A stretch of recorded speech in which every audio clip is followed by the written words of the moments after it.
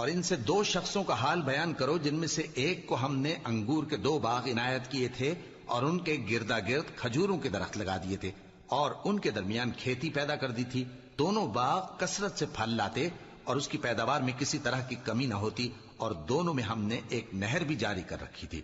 اور اس طرح اس شخص کو ان کی پیداوار ملتی رہتی تھی. تو ایک دن جبکہ وہ اپنے دوست سے باتیں کر رہا تھا، کہنے لگا کہ میں تم سے مال و دولت میں بھی زیادہ ہوں اور جتھے اور جماعت کے لحاظ سے بھی زیادہ عزت والا ہوں، اور ایسی شیخیوں سے اپنے حق میں ظلم کرتا ہوا اپنے باغ میں داخل ہوا. کہنے لگا کہ میں نہیں خیال کرتا کہ یہ باغ کبھی تباہ ہو، اور نہ خیال کرتا ہوں کہ قیامت برپا ہو، اور اگر میں اپنے پروردگار کی طرف لوٹایا بھی جاؤں تو وہاں ضرور اس سے اچھی جگہ پاؤں گا. تو اس کا دوست جو اس سے گفتگو کر رہا تھا کہنے لگا کہ کیا تم اس ذات سے کفر کرتے ہو جس نے تم کو مٹی سے پیدا کیا